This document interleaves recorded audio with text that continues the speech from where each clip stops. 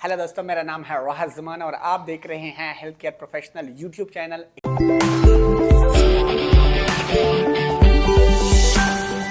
एक नई वीडियो के साथ हमेशा की तरह आज भी हाजिर हूँ, एक नए टॉपिक को लेकर आया हूँ और आज मैंने कवर किया है रजिस्टर्ड नर्स को।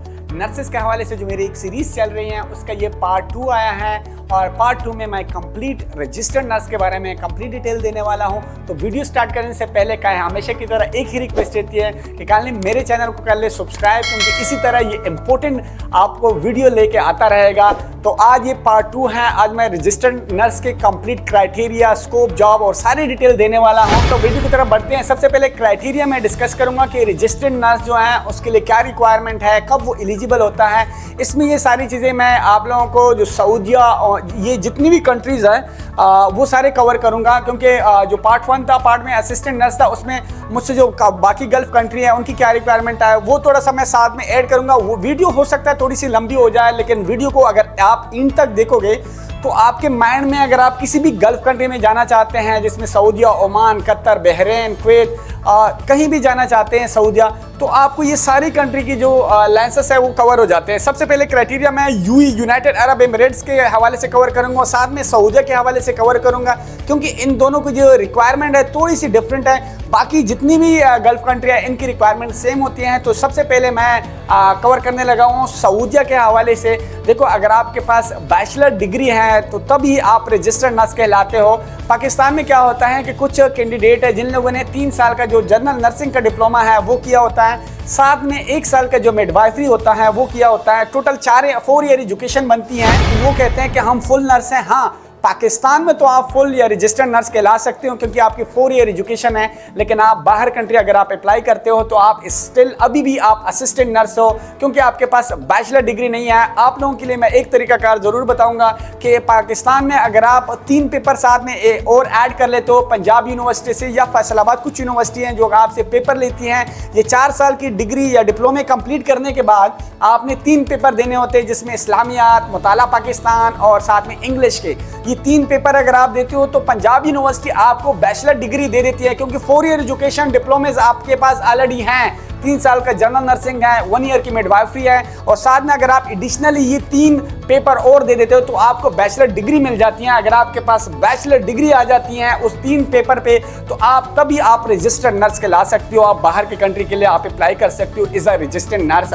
तो अगर आपके पास बैचलर डिग्री है, अगर आप इंडिया, पाकिस्तान, बांग्लादेश कहीं से भी हो, अगर आपके पास मिनिमम 3 साल की बैचलर डिग्री है या 4 ईयर की बैचलर डिग्री है तो आप is a registered nurse apply कर सकते हो। और सऊदिया के लिए जो मिनिमम क्राइटेरिया है वो ये है कि डिप्लोमा या डिग्री कंप्लीट करने के बाद मिनिमम आपका 1 साल का एक्सपीरियंस होना चाहिए, तो तभी आप एलिजिबल होते हो अगर आप सऊदिया के लिए प्रोसेस कराना चाहते हैं। अभी आते हैं यूनाइटेड अरब एमिरेट्स में। यूनाइटेड अरब एमिरेट्स में आप लोगों को दोबारा बताता चलो कि 3 लाइसेंस होते हैं, जिसमें DHA Dubai health authority, MOH Sharjah के लिए, साथ में हाथ अबू धाबी के लिए, ये 3 लाइसेंस होते हैं। इनका क्राइटेरिया सेम है, सबके लिए एक ही क्राइटेरिया है। वो क्राइटेरिया जो सबसे खुशखबरी वाली बात मैं आप लोगों को पहले बता दूं कि अगर आप बैचलर डिग्री होल्डर है, बैचलर डिग्री ली हुई है आपने, और साथ में अगर आप फ्रेश ग्रेजुएट है तो आपको कोई भी एक्सपीरियंस रखने की कोई ज़रूरत नहीं होती। आपका विदाउट फ्रेश ग्रेजुएट पे हम directly DHA, MOH hard license के लिए अप्लाई कर सकते हैं। हाँ, बिल्कुल कर सकते हैं। आप लोगों को कोई टेंशन नहीं लेने होती कि मैंने अभी 2 साल क्या करना है, वेट करना है एक्सपीरियंस के लिए। कोई वेट नहीं करना पड़ता, डायरेक्टली हम आपका DHA, MOH हार्ड लाइसेंस के लिए अप्लाई कर सकते हैं अगर आप फ्रेश ग्रेजुएट है। हाँ, जिन लोगों ने डिग्री अपनी कंप्लीट की हुई है, अभी 2 साल उसकी डिग्री को कंप्लीट नहीं हुए, तभी वो फ्रेश ग्रेजुएट में जो कंसीडर किए जाते हैं। अगर आपने मतलब आपकी डिग्री को 2 साल कंप्लीट हो चुके हैं, तब आप क्या होते हैं, आपको मिनिमम 2 साल का एक्सपीरियंस भी रिक्वायर्ड है, 2 ईयर मिनिमम एक्सपीरियंस रिक्वायर्ड है अपने होम कंट्री का, तभी हम आपका अप्लाई कर सकते हैं। तो ये मैंने सारी चीज़ें आप लोगों को क्लियर कर ली कि आप अगर फ्रेश ग्रेजुएट है, आप अभी यूनिवर्सिटी से निकले हैं, तो आपका डायरेक्टली हम विदाउट एक्सपीरियंस अप्लाई कर सकते हैं। तो ये फ्रेश ग्रेजुएट जो होता है तब होता है। अगर आपकी डिग्री को 2 साल कंप्लीट है तो डायरेक्टली आपको 2 ईयर मिनिमम एक्सपीरियंस भी रिक्वायर्ड है। तो ये चीज़ मैंने क्लियर कर दी। उसके बाद जो डॉक्यूमेंट्स रिक्वायर्ड होते हैं वो आपका जो मैट्रिकुलेशन है, 10th का जो सर्टिफिकेट, और साथ में जो बाकी गल्फ कंट्री है उनके लिए भी सेम रिक्वायरमेंट है। मैं आप लोगों को बताता चलूँ कि बैचलर डिग्री कंप्लीट होने के बाद मिनिमम 2 ईयर का एक्सपीरियंस आपको चाहिए। चाहे आप कुवैत, ओमान, बहरीन और कतर जाना चाहते हो, सबके लिए सेम रिक्वायरमेंट है कि डिग्री आपकी कंप्लीट हो जाए। उसके बाद आप क्या कर सकते हो, डायरेक्टली आप जा सकते हो। एक्सपीरियंस आपने लेना होगा। अगर आपके पास एक्सपीरियंस नहीं है तो आप नहीं वहाँ अप्लाई कर सकते लाइसेंस के लिए, और सिर्फ यूएई के अंदर आप फ्रेश ग्रेजुएट जा सकते हो। तो ये क्राइटेरिया था गल्फ कंट्री का, जो कि मैंने सारा एक ही वीडियो में कवर कर दिया है। और अभी क्या होता है, प्रोसेस के लिए जो डॉक्यूमेंट रिक्वायर्ड होते हैं, उसमें अगर आप सऊदी के लिए अप्लाई करते हो तो उसमें गुड स्टैंडिंग सर्टिफिकेट जो होता है वो हमें नहीं चाहिए। बाकी जितने कंट्रीज हैं, गल्फ कंट्री है, उनके लिए ये एक ही रिक्वायरमेंट है जो कि मैं बताने लगा हूँ। सबसे पहले आपके पास मैट्रिक का जो आपने 10th क्लास है उसका मार्कशीट या ट्रांसक्रिप्ट होना चाहिए।